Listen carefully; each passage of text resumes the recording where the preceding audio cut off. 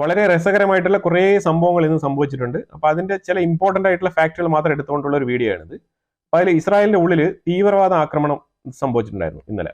അപ്പോൾ അത് ശരിക്കും പറഞ്ഞാൽ ഒരു Moroccan citizen US green card holder അവനാണ് ആ ഒരു ലിസ്റ്റിലുള്ള ആള്. അല്ലെങ്കിൽ ഇസ്രായേൽ അപ്പം തന്നെ തട്ടിക്കളഞ്ഞു, അത് വേറെ കാര്യം. 4 പേർക്കാണ് പരിക്കേറ്റത്. പരിക്കേറ്റിട്ടേ ഉള്ളൂ, ആരും കൊല്ലപ്പെട്ടിട്ടില്ല എന്നുള്ളതാണ്. 2 പേർക്ക് ഗുരുതരമായ പരിക്ക്, 2 പേർക്ക് മോഡറേറ്റ് പരിക്ക്, ആ രീതിയിലാണ്. അപ്പൊ എന്നാലും അത് കഴിഞ്ഞു. ഇത് പിന്നെ ഇസ്രായേലിന്റെ ഉള്ളിൽ നിരന്തരം നടക്കുന്ന ഒരു സംഭവമായിട്ട് മാറിക്കൊണ്ടിരിക്കുകയാണ്. ഇത് ഇയാൾ 3 ദിവസത്തിന് മുമ്പാണ് ഇസ്രായേലിൽ ലാൻഡ് ചെയ്തത്.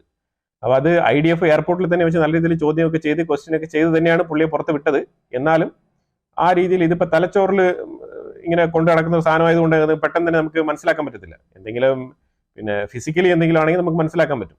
ഇത് ബ്രെയിനിനുള്ളിൽ വെച്ചിരിക്കുന്ന സാധനമായതുകൊണ്ട് നമുക്ക് മനസ്സിലാക്കാൻ പറ്റത്തില്ല. അപ്പൊ അങ്ങനെ ആ തീവ്രവാദി വന്നു, കാര്യം നടത്തി, അവൻ അവിടെ തന്നെ ഇസ്രായേലിൽ തന്നെ കാലിയായി. നമ്മൾ ഈ ഹമാസിന്റെ സപ്പോർട്ട് ഇങ്ങനെ വർദ്ധിച്ചു വരുന്ന ഹമാസ് സപ്പോർട്ടേഴ്സ്, അതായത് ഇപ്പം പെട്ടെന്ന് മാളത്തിലിരുന്ന് കഴിഞ്ഞ 15 മാസം എവിടെയാണെന്ന് പോലും അറിയാത്തിരുന്ന ആൾക്കാർ പെട്ടെന്ന് സീസ് ഫയർ സൈൻ ചെയ്ത ഉടനെ മാളത്തിലിരുന്ന് പുറത്തോട്ട് ഇറങ്ങി വന്ന് ഭയങ്കരമായിട്ടുള്ള ഒരു ബിൽഡിംഗ് പോലും ഇല്ല ആ സ്ഥലത്ത്, ആ രീതിയിൽ കോൺക്രീറ്റ് കൂമ്പാരങ്ങൾ ഇങ്ങനെ നിറഞ്ഞു കിടക്കുകയാണ്, കുഞ്ഞു കിടക്കുകയാണ്.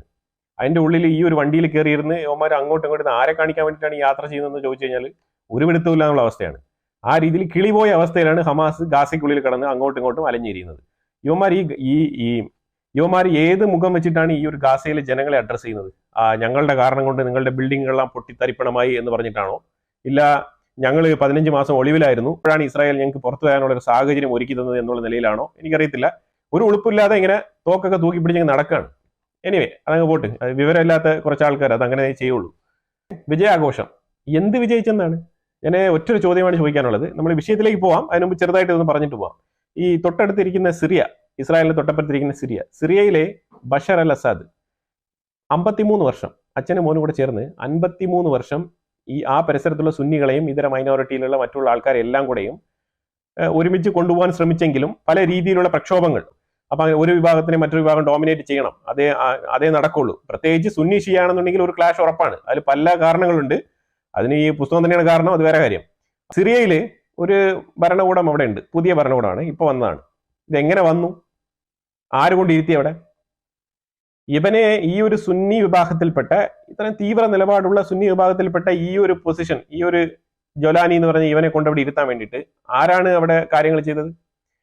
അതായത് ഇസ്രായേൽ ഹെസ്ബുള്ളയെ തകർക്കുക എന്നുള്ള ഉദ്ദേശത്തോടു കൂടി അവരുടെ ആയുധങ്ങൾ എവിടെയൊക്കെ ഉണ്ടോ ആ സോഴ്സുകളൊക്കെ അടിച്ച് തകർത്ത സമയത്ത് സിറിയക്കുള്ളിലും ഒരു 8-9 സ്ഥലങ്ങളിൽ ആക്രമണം നടത്തേണ്ടി വന്നു. ഇസ്രായേൽ ആ ഒരു ആക്രമണം നടത്തിയപ്പോഴാണ് ശരിക്കും പറഞ്ഞാൽ യുവമാർക്ക് ഒരു അവസരം വീണ് കിട്ടിയത്. അതിനും ഇസ്രായേൽ തന്നെയാണ് കാരണം. ഏത്? സിറിയയിൽ ഇന്ന് ഈ ഒരു സുന്നി ഭരണകൂടം വന്നതിന് കാരണം ഇസ്രായേലാണ്. അത് നിങ്ങൾക്കും എനിക്ക് മാത്രമല്ല, ലോകത്തിനെല്ലാം അറിയാവുന്ന കാര്യമാണ്. പത്രമാധ്യമം വായിക്കുന്ന എല്ലാവർക്കും തന്നെ അറിയാവുന്ന കാര്യങ്ങളാണ്. ഇനിയിപ്പോൾ ഇതിൻ്റെ ഇടയ്ക്ക് ഹമാസിനെ കൊണ്ട് എന്താണ് സാധിക്കുക? ഹമാസിന് ആ ഒരു ഗാസ സ്ട്രിപ്പ് വിട്ടിട്ട് എവിടെയെങ്കിലും ഒരു നിലനിൽപ്പുണ്ടാ? ഒന്നുമില്ല. ആ ജനങ്ങളെ പറ്റിച്ച് ഉള്ളിടത്തോളം കാലം അവിടെ ഇങ്ങനെ ജീവിച്ചു പോകുക എന്നുള്ളതാണ്. ഈ ഗാസയ്ക്കുള്ളിൽ നിങ്ങൾ നോക്കിക്കഴിഞ്ഞാൽ ഒന്നെങ്കിൽ കൊച്ചുകുട്ടികളെ കാണാം, ഇല്ലാന്നുണ്ടെങ്കിൽ മുതിർന്ന ആൾക്കാരെ കാണാം. അല്ലാതെ ഒരു മീഡിയം റേഞ്ചിൽ ചെറുക്കന്മാരെ കാണാൻ, ഒരു മീഡിയം റേഞ്ചിലുള്ള പയ്യന്മാരെ കാണാൻ വലിയ ബുദ്ധിമുട്ടാണ്. ടീനേജിലുള്ള ആൾക്കാരെല്ലാം ഇവർ ഡീറ്റെയിൻ ചെയ്ത് ട്രെയിൻ ചെയ്യുകയാണെന്നേ. എന്തിനു വേണ്ടിയിട്ട്? ഈ അടുത്ത ടീമിനെ ഇറക്കാൻ വേണ്ടിയിട്ട്. ഇപ്പൊ നിങ്ങൾ ബ്ലിങ്കൻ പറഞ്ഞല്ലോ കഴിഞ്ഞ ആഴ്ച, ഹമാസ് പുതിയതായിട്ട് ആൾക്കാരെ ഹയർ ചെയ്തുകൊണ്ടിരിക്കുകയാണെന്ന്. എല്ലാ യങ്സ്റ്റേഴ്സ് ആണ്, പുതിയ ന്യൂ കമേഴ്സ് ആണ്. ഇവരൊക്കെ എവിടെ നിന്നാണ് വരുന്നത്?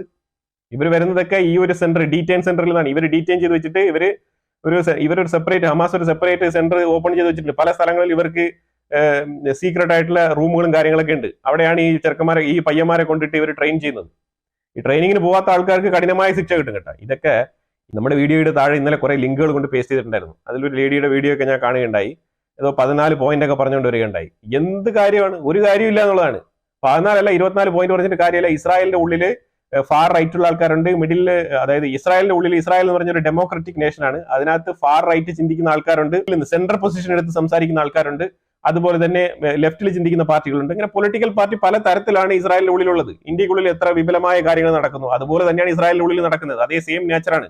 അവിടെ അതാത് പാർട്ടികൾക്കും അതാത് ആൾക്കാർക്കും വിമർശിക്കാനും, പ്രൈം മിനിസ്റ്ററെ വിമർശിക്കാനും, അതുപോലെ തന്നെ അവിടുത്തെ ഗവൺമെന്റിലെ നടപടികളെ വിമർശിക്കാനുള്ള സ്വാതന്ത്ര്യമുണ്ട്. അതാണ് അവർ ചെയ്യുന്നത്. അതിന്റെ ഉള്ളിൽ ഓടിപ്പോയിട്ട് ഇസ്രായേലിന്റെ ടൈംസ് ഓഫ് ഇസ്രായേൽ എന്ന് പറഞ്ഞ ഒരു സ്ഥാനത്ത് നിന്ന് ഒരു പേപ്പർ എടുത്തോണ്ട്, ഒരു ആർട്ടിക്കിൾ എടുത്തോണ്ട് വന്നിട്ട് അതിനെ ഇങ്ങനെ ഘോര വിമർശിക്കേണ്ട ഒരു ആവശ്യമില്ല. ശരിക്കും പറഞ്ഞാൽ യുദ്ധം എന്ന് പറഞ്ഞാൽ അൾട്ടിമേറ്റ്ലി കാറ്റോസ്ട്രോഫിക് ആണ്. ഈ കാറ്റോസ്ട്രോഫിക് ആയിട്ടുള്ള ഒരു സാധനം, അതായത് യുദ്ധം എന്ന് പറഞ്ഞാൽ തന്നെ അൾട്ടിമേറ്റ്ലി നാശമാണ്. അപ്പൊ അതിൽ ഏറ്റവും കൂടുതൽ നാശനഷ്ടം എവിടെയാണ് സംഭവിച്ചിരിക്കുന്നത്, അവർക്ക് തന്നെയാണ് ഏറ്റവും കൂടുതൽ ആ ലോസ് ഉണ്ടായതായിട്ട് നമ്മൾ കണക്കാക്കുന്നത്. അല്ലാതെ യുദ്ധം എന്ന് പറയുന്നത് മാരേജ് ഫംഗ്ഷൻ ആണോ? ഇത് യുദ്ധം എന്ന് പറഞ്ഞാൽ എന്തോ സെലിബ്രേഷൻ പോലെയാണ് ഈ ഒരു ഹമാസ് ആഘോഷം നടത്തിക്കൊണ്ടിരിക്കുന്നത്. ഇവിടെ 50,000 പേര് നിന്റെ സമൂഹം നഷ്ടപ്പെട്ടിട്ടിരിക്കുകയാണ്. നീ ഒരാൾക്ക് നഷ്ടം എന്ന് പറഞ്ഞാൽ എന്താണ്? അൾട്ടിമേറ്റ്ലി നഷ്ടം എന്ന് പറഞ്ഞു കഴിഞ്ഞാൽ ലൈഫാണ്, അല്ലേ? പിന്നെ അൾട്ടിമേറ്റ്ലി നഷ്ടം എന്ന് പറഞ്ഞാൽ സ്വത്ത്, അസറ്റ്. ഇത് രണ്ടും ഏറ്റവും കൂടുതൽ നഷ്ടപ്പെട്ടത് ആർക്കാണ്? പിന്നെ ഒരു കാര്യമുണ്ട്, ഇതിലൊരു കറക്ഷൻ ഉണ്ട് കേട്ടോ. സ്വത്ത് ഇവർക്ക് നഷ്ടപ്പെട്ടിട്ടില്ല. കാരണം ഇതൊന്നും ഇവരുണ്ടാക്കിയ സ്വത്തല്ല. ഇതൊക്കെ നാട്ടുകാരന്മാര്, അത് പല പല രാജ്യങ്ങളിൽ നിന്ന് ഇവർ പാവങ്ങളാണെന്ന് പറഞ്ഞ് കൊടുത്തയച്ച പൈസ അങ്ങനെ വന്ന് കയറി ഇവർക്ക് വീട് വെച്ച് കൊടുക്കുന്നതാണ്. അപ്പൊ അതുകൊണ്ട് ഇവർക്ക് സ്വത്തിന്റെ കാര്യത്തിൽ ഇവർക്ക് ബേജാറാണ്ട ആവശ്യമില്ല. ഇവർക്ക് ആകെ പോകുന്ന ലൈഫാണ്, അത് മാത്രമേ ഉള്ളൂ ഇവർക്ക്. അപ്പൊ ആ രീതിയിലാണ് കാര്യങ്ങൾ പോകുന്നത്. ഇനി ഞാൻ ഇതിനെക്കുറിച്ച് കൂടുതൽ പറയുന്നില്ല. നമ്മൾ വീണ്ടും നമ്മുടെ വിഷയങ്ങളിലേക്ക് വരാം. അപ്പോഴത്തേക്ക് ഇന്നത്തെ വാർത്ത എന്ന് പറഞ്ഞു കഴിഞ്ഞാൽ പ്രധാനമായിട്ടും ഈ ജനുവരി 26 റിപ്പബ്ലിക് ഡേയിൽ പ്രഭുവോ സുബിയാന്തോ ഇന്ത്യക്ക് വരുന്നുണ്ടല്ലോ. അത് എന്തുകൊണ്ടാണെന്ന് പറഞ്ഞാൽ വളരെ പ്രാധാന്യമായിട്ടും വളരെ സുപ്രധാനമായിട്ടുള്ള ഒരു കരാർ സൈൻ ചെയ്യും. MOU ആണ് സൈൻ ചെയ്യാൻ പോകുന്നത്. ഇന്ത്യയിൽ നിന്നും BrahMos missile, medium range BrahMos missile മേടിക്കാനുള്ള ഒരു മെമ്മോറണ്ടം ഓഫ് അണ്ടർസ്റ്റാൻഡിംഗ് എന്ന് പറയുന്ന MOU എന്ന് പറഞ്ഞ ഒരു എഗ്രിമെന്റ് ഇന്ത്യയും ഇന്തോനേഷ്യയും തമ്മിൽ എഗ്രിമെന്റ് സൈൻ ചെയ്യാനും കൂടിയിട്ടാണ് പുള്ളി വരുന്നത്. എന്തായാലും ഇത് 450 മില്യൺ വർത്ത് വരുന്ന ഒരു കരാറാണ്. നേവൽ ഷിപ്പുകളിൽ ഉപയോഗിക്കാൻ പറ്റുന്ന ചില റഡാറുകളും കൂടെ ഇന്ത്യ അതിന്റെ കൂടെ കൊടുക്കുന്നുണ്ടെന്നുള്ളതാണ്. നമുക്കിത് ഏറ്റവും കൂടുതൽ ഇതിനെ സഹായിച്ചത് ഫിലിപ്പൈൻസിന് നമ്മൾ കൊടുത്ത $350 മില്യൺ വർത്ത് വരുന്ന 3 ബാറ്ററീസ് വരുന്ന ബ്രഹ്മോസ് മിസൈൽ സെറ്റാണ് നമ്മൾ ഫിലിപ്പൈൻസിന് കൊടുത്തത്. അത് വളരെ സക്സസ്ഫുൾ ആണെന്നുള്ള തെളിയിക്കപ്പെട്ടിരിക്കുന്നതാണ്. അതിനെ തുടർന്ന് ഈ ഫാർ ഈസ്റ്റ് രാജ്യങ്ങളായിട്ടുള്ള മലേഷ്യ, വിയറ്റ്നാം, ഇതേപോലത്തെ രാജ്യങ്ങളൊക്കെ കൂടുതൽ താല്പര്യം കാണിക്കുന്നുണ്ട്. അപ്പൊ ഇത് എന്തുകൊണ്ടാണ് കൂടുതൽ താല്പര്യം കാണിക്കുന്നത്? അൾട്ടിമേറ്റ്ലി ഒരു റീസണേ ഉള്ളൂ, ചൈന എന്ന് പറഞ്ഞാൽ ചൈനയുടെ അഗ്രഷൻ എന്ന് പറഞ്ഞാൽ കാണുന്നതെല്ലാം എൻ്റെ ആണെന്ന് പറയുക, സൗത്ത് ചൈന സീ മൊത്തം എൻ്റെയാണ്, ഒന്നുമല്ല എന്ന് പറയുക. ഈ ഫാർ ഈസ്റ്റിൽ കിടക്കുന്ന രാജ്യങ്ങളൊക്കെ വെറും, അവർക്കൊക്കെ ഒരു വിലയും കൊടുക്കുന്നില്ല ചൈന. ആ രീതിയിലാണ് അവരുമായിട്ട് ബിഹേവ് ചെയ്യുന്നത്. അതുകൊണ്ട് തന്നെയാണ് ഈ രാജ്യങ്ങളൊക്കെ ഇന്ത്യയുമായിട്ട് ഈ ഒരു ഡിഫൻസിന് വേണ്ടി വരുന്നത്. അപ്പൊ ഈ സുബിയാന്തോ പറഞ്ഞിരിക്കുന്നത് ശരിക്കും പറഞ്ഞാൽ ഇന്തോനേഷ്യയിൽ ഞാൻ ഇത് മിസൈൽ മേടിക്കുന്നത് ഇന്തോനേഷ്യക്ക് വേണ്ടി മാത്രമല്ല, ആ ഏരിയയിൽ തന്നെ ഒരു പ്രൊട്ടക്ഷൻ ഉണ്ടാക്കാനും ഇന്ത്യയുമായിട്ട് ചേർന്ന് അവിടെ ഒരു നേവൽ ബേസ് ക്രിയേറ്റ് ചെയ്ത് അവിടെ ഒരു maritime security full time 24/7 maritime security ഉണ്ടാക്കാൻ വേണ്ടിയിട്ടാണ് സൗത്ത് ചൈന സി ആ ഭാഗത്ത്. എന്തായാലും വളരെ സക്സസ്ഫുൾ ആയിട്ട് തന്നെയാണ് പുള്ളി വരാൻ പോകുന്നത്. അപ്പൊ എന്തായാലും വന്നു പോട്ടെ. അപ്പൊ ജനുവരി 26 സെൻട്രൽ ഗവൺമെന്റിൽ അവിടെ ഡൽഹിയിൽ നടക്കുന്ന വിഷയങ്ങളെല്ലാം എല്ലാവരും കാണുമായിരിക്കും. അപ്പൊ നമുക്ക് തോന്നരുതല്ലോ ഇത് ഇയാളെ എന്തിനാണ് ഇവിടെ കൊണ്ടുവന്നതെന്ന് ആർക്കെങ്കിലും തോന്നുന്നെങ്കിൽ ഒന്ന് അറിഞ്ഞിരിക്കാൻ വേണ്ടി ഞാൻ മുൻകൂട്ടി പറഞ്ഞതേ ഉള്ളൂ. അതിന്റെ അടുത്ത വിഷയം, ഇന്ന് വളരെ സുപ്രധാനമായിട്ടൊരു ചർച്ച നടക്കുന്നത് H1B വിസ. ട്രംപ് ഇന്നൊരു അനൗൺസ്മെന്റ് കൊടുത്തിട്ടുണ്ട്. H1B വിസ റദ്ദാക്കിയിട്ടില്ല കേട്ടോ. അത് റദ്ദാക്കിയിട്ടില്ല. ഈ H1B വിസ എന്ന് പറഞ്ഞാൽ ബേസിക്കലി ഞാൻ ഒന്ന് പറഞ്ഞുതരാം. ഈ H1B വിസ എന്ന് പറയുന്നത് സ്കിൽഡ് എംപ്ലോയീസ്, ഇപ്പൊ ഫോർ എക്സാമ്പിൾ ഒരു 150 വാക്കൻസി ഉണ്ട് എന്ന് വെച്ചോ അമേരിക്കയിൽ. അപ്പൊ അതിന് അമേരിക്കയിൽ തന്നെ ഉള്ളിൽ ഒരു 100 പേരെ കിട്ടി. അപ്പൊ അവർക്ക് അമേരിക്കയുടേതായിട്ടുള്ള അവരുടെ പ്രോപ്പർ ആയിട്ടുള്ള വിസ, നാഷണാലിറ്റിയും കാര്യങ്ങളൊക്കെ അവർക്ക് ഉണ്ടാവും. അവരത് വെച്ചിട്ട് യൂസ് ചെയ്ത് ചില ഗ്രീൻ കാർഡ് ഉള്ള ആൾക്കാരുണ്ടാവും, അതുപോലെ തന്നെ റെസിഡന്റ് വിസയുള്ള ആൾക്കാരുണ്ടാവും, നാഷണാലിറ്റി ഉള്ള ആൾക്കാരുണ്ടാവും. അപ്പൊ ഇവരൊക്കെ അവിടെ ആ ജോലി അപ്ലൈ ചെയ്ത് അവർ ജോലി ചെയ്യും. ബാക്കിയുള്ള ഒരു 50 വേക്കൻസി ഉണ്ടല്ലോ, 100 പേരെ കിട്ടി, 50 പേരെ കിട്ടിയിട്ടില്ല. ആ 50 പേരെ നമ്മൾ രാജ്യം മൊത്തം തിരയുന്നു, അമേരിക്ക മൊത്തം തിരഞ്ഞിട്ട് നമുക്ക് കിട്ടുന്നില്ല. അപ്പൊ നമ്മൾ എന്ത് ചെയ്യും? അപ്പോഴാണ് ഓവർസീസ് ഹയറിങ്ങിന് പോകുന്നത്. അപ്പൊ അങ്ങനെ ഓവർസീസ് ഹയറിങ്ങിന് പോകുമ്പോഴത്തേക്ക് രാജ്യങ്ങളിലുള്ള ആൾക്കാർ ഈ ഒരു ജോലിക്ക് അപ്ലൈ ചെയ്യുന്ന വെച്ചു. അങ്ങനെ അപ്ലൈ ചെയ്യുന്ന സമയത്ത് അതിൽ സ്കിൽഡ് ആയിട്ടുള്ള നല്ല എക്സ്ട്രാ സ്കില്ല്, നല്ല സ്കില്ലുള്ള ആൾക്കാർ സെയിം ലൈക്ക് ഇന്റർവ്യൂ വെച്ച് കഴിഞ്ഞാൽ അതിൽ ഏറ്റവും കൂടുതൽ ബെറ്റർ ആയിട്ടുള്ള ആൾക്കാർക്കാണല്ലോ ഒരു ജോലി കിട്ടുക. ആ ജോലിക്ക് സ്യൂട്ടബിൾ ആയിട്ടുള്ള അതായത് ആ പർട്ടിക്കുലർ ഡെസിഗ്നേഷന് സ്യൂട്ടബിൾ ആയിട്ടുള്ള ഏറ്റവും പെർഫെക്റ്റ് ആയിട്ടുള്ള കാൻഡിഡേറ്റിനായിരിക്കും അവർ ജോലി കിട്ടുക. അപ്പൊ അങ്ങനെ സെലക്ട് ചെയ്യപ്പെടുന്ന കാൻഡിഡേറ്റ്സിന് കൊടുക്കുന്ന വിസയാണ് H1B വിസ. അത് ഇന്ത്യക്കാർക്ക് മാത്രമല്ല കേട്ടോ, അത് അമേരിക്കയ്ക്ക് ഈ ഒരു കാറ്റഗറിയിൽ പോകുന്ന എല്ലാവർക്കും കിട്ടുന്ന വിസ ഈ H1B വിസയാണ്. ഈ ഒരു H1B വിസ ഇപ്പൊ എന്താണ് പറഞ്ഞിരിക്കുന്നത് പറഞ്ഞാൽ, അവിടെ നല്ല രീതിയിലുള്ള മീറ്റിംഗ് ഉണ്ടായിരുന്നു. ട്രംപിന്റെ ഒരു ടീമിനെ വിളിച്ച് മീറ്റിംഗ് നടത്തിയിട്ട് ആ മീറ്റിംഗ് കഴിഞ്ഞ പാടെ വെളിയിൽ വന്നിട്ട് ഈ ഒരു മാധ്യമങ്ങളെ കണ്ട് ട്രംപ് സംസാരിക്കുകയാണ് ചെയ്തത്. ആ അനൗൺസ്മെന്റിലാണ് ഈ ഒരു പ്രഖ്യാപനങ്ങളൊക്കെ വന്നത്. അപ്പൊ അതിൽ പറഞ്ഞതെന്ന് പറഞ്ഞാൽ ഇത് തന്നെയാണ് പറഞ്ഞത്. അതായത് H1B വിസ ഇനി എക്സ്ട്രീംലി ടാലന്റഡ് ആയിട്ടുള്ള ആൾക്കാർക്ക് മാത്രമേ കൊടുക്കൂ എന്നുള്ളതാണ് ട്രംപ് പറഞ്ഞിരിക്കുന്നത്. അതിപ്പോ അവരുടെ കാഴ്ചപ്പാടിൽ, ഇപ്പൊ അമേരിക്കയുടെ കാഴ്ചപ്പാട് നോക്കുമ്പോഴത്തേക്ക് അത് ശരിയായിരിക്കും.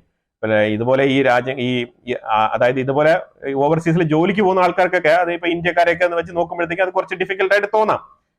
മേക്ക് അമേരിക്ക ഗ്രേറ്റ് അഗൈൻ എന്ന് പറയുന്ന ആ ഒരു സ്ലോഗനിൽ നോക്കുമ്പോഴത്തേക്കും പുള്ളി വളരെ കൃത്യമായിട്ടുള്ള കാര്യങ്ങളിലോട്ടാണ് മുന്നോട്ട് പോകുന്നത്. നമുക്ക് ഇതിനകത്തൊന്നും പറയാനില്ല. എന്തുകൊണ്ടാണ് ഈ ഒരു തീരുമാനം എടുത്തെന്ന് പറഞ്ഞാൽ, ഒരുപാട് ആൾക്കാർ ഈ വിസ മിസ്യൂസ് ചെയ്യുന്നു എന്നുള്ളതാണ് ട്രംപിന്റെ ക്ലെയിം. ഇത് എങ്ങനെയാണ് മിസ്യൂസ് ചെയ്യുന്നത് പറഞ്ഞു കഴിഞ്ഞാൽ അതിലേക്ക് വരാം. അപ്പൊ ഇങ്ങനെ എന്തെങ്കിലുമൊക്കെ ഒരു ജോലിക്ക് ഇൻഫ്ലുവൻസ് ചെയ്ത് ഇങ്ങനെ ഒരു H1B വിസയിലേക്ക് പോവുക, അവിടെ പോയിട്ട് താമസിച്ച് ജോലി ചെയ്യുക. പക്ഷെ അവിടെ ജോലി ചെയ്ത് കഴിഞ്ഞാൽ ഈ H1B വിസ എന്ന് പറഞ്ഞാൽ ബേസിക്കലി 3 വർഷത്തേക്കാണ്. പിന്നെ ഇത് നിങ്ങൾക്ക് എക്സ്റ്റെൻഡ് ചെയ്യാൻ പറ്റുമോ എന്ന് ചോദിച്ചു കഴിഞ്ഞാൽ എക്സ്റ്റെൻഡ് ചെയ്യാൻ പറ്റും. 3 വർഷത്തേക്ക് കൂടെ എക്സ്റ്റെൻഡ് ചെയ്യാം, 6 വർഷത്തേക്ക് എക്സ്റ്റെൻഡ് ചെയ്യാം. 6 വർഷത്തേക്ക് എക്സ്റ്റെൻഡ് ചെയ്യുമ്പോഴത്തേക്കും അതിന്റെ ഇടയ്ക്ക് തന്നെ നിങ്ങൾ ഗ്രീൻ കാർഡ് എടുക്കാനുള്ള പ്രോസസ്സിങ്ങിലോട്ട് കാര്യങ്ങൾ മുന്നോട്ട് നീക്കണം. ഗ്രീൻ കാർഡ് കിട്ടുക എന്ന് പറഞ്ഞാൽ അത്ര എളുപ്പമുള്ള കാര്യമല്ല. നിങ്ങൾ അതിനകത്ത് ഒരുപാട് ഡോക്യുമെന്റേഷൻസും കാര്യങ്ങളും ചാലഞ്ചസ് ഒക്കെ ഉണ്ട്. അപ്പൊ അതൊക്കെ നടത്തി മുന്നോട്ട് പോകുമ്പോഴത്തേക്കും നിങ്ങൾക്ക് സംഭവിക്കാൻ പോകുന്ന പറഞ്ഞാല് ഒരുപക്ഷെ നിങ്ങൾക്ക് ഗ്രീൻ കാർഡ് കിട്ടിയില്ല, 6 വർഷം പൂർത്തിയായി. എന്നാൽ എന്താണ് ചെയ്യാൻ പറ്റുക? നിങ്ങൾക്ക് 1 വർഷം കൂടെ എക്സ്റ്റൻഷൻ കിട്ടും, 12 മാസം നിങ്ങൾക്ക് ഒരു സമയം കിട്ടും. ആ സമയം കൊണ്ടെങ്കിലും നിങ്ങൾ ഈ ഗ്രീൻ കാർഡ് പൂർത്തിയാക്കിയിരിക്കണം. അത് കഴിഞ്ഞാൽ എക്സ്റ്റെൻഡ് ചെയ്യാൻ പറ്റത്തില്ല. പിന്നെ ചില ആൾക്കാർ എന്ത് ചെയ്യാന്ന് വെച്ചാൽ ചില ആൾക്കാർ പെറ്റീഷൻ മൂവ് ചെയ്യും കോർട്ടിലേക്ക്. ഞങ്ങൾക്ക് ഞങ്ങളുടെ കമ്പനി സമ്മതിച്ചിട്ടുണ്ട്, അപ്പൊ ഇങ്ങനെ ഒരു എംപ്ലോയി നിർബന്ധമായിട്ട് വേണം എന്നുള്ള രീതിയിൽ നിങ്ങളുടെ കമ്പനിയുമായിട്ട് സപ്പോർട്ട് ചെയ്തിട്ട് അങ്ങനെ ഒരു പെറ്റീഷൻ മൂവ് ചെയ്തിട്ട് അങ്ങനെ മുന്നോട്ട് പോകുന്ന ആൾക്കാരും ഉണ്ട്. അത് വേറൊരു സൈഡ്. അപ്പൊ ഈ വക കാര്യങ്ങളെല്ലാം തന്നെ അപ്പൊ ഇത് പല ആൾക്കാരും ഈ കമ്പനിയുമായിട്ട് ബന്ധപ്പെട്ട് ഉടായ്പൊക്കെ നടത്തിക്കൊണ്ട് ഇങ്ങനെയൊക്കെ നടക്കുന്നതുകൊണ്ട് തന്നെ ക്വാളിറ്റി ആയിട്ടുള്ള എംപ്ലോയി അവിടെ ഇല്ല എന്നുള്ളതാണ് ട്രംപിന്റെ കണ്ടെത്തൽ. റിഫൈൻ ചെയ്ത് എമിഗ്രേഷൻ വളരെ സ്ട്രിക്റ്റ് ആയിട്ട് റിഫൈൻ ചെയ്ത് നല്ല പ്രൊഡക്ടിവിറ്റി ഉള്ള നല്ല ക്വാളിഫൈഡ് ആൾക്കാരെ കൊണ്ടുവരണം എന്നാണ് ട്രംപ് ആഗ്രഹിക്കുന്നത്. ഹൈ സ്കില്ല് വേണ്ട പ്രൊഫഷൻസ് എന്തൊക്കെയാണെന്ന് നിങ്ങൾ അടിച്ചു നോക്കി കഴിഞ്ഞാൽ ഓൺലൈനിൽ നിങ്ങൾക്ക് തന്നെ അറിയാൻ പറ്റും. അപ്പൊ ആ രീതിയിലുള്ള ജോലികൾക്കാണ് അവിടെ ഏറ്റവും കൂടുതൽ പ്രാധാന്യമുള്ളത്.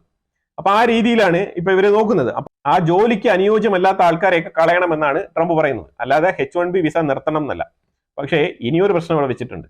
ട്രംപ് ചെയ്യുന്നത് പറഞ്ഞാല് ഈ ബെർത്ത് റൈറ്റ് സിറ്റിസൺഷിപ്പ് അതെന്താണെന്ന് പറഞ്ഞാല്, അതായത് ഈ H1B വിസ കിട്ടി അമേരിക്കയ്ക്ക് പോകുന്നു.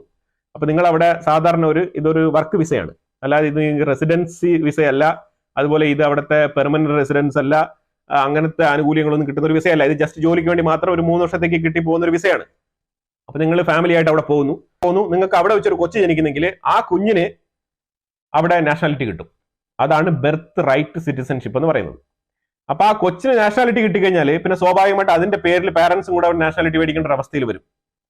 ആ പർട്ടിക്കുലർ വിഷയം റദ്ദാക്കിക്കൊണ്ടാണ് ഇന്ന് എക്സിക്യൂട്ടീവ് ഓർഡർ ട്രംപ് പാസ്സാക്കിയിരിക്കുന്നത്.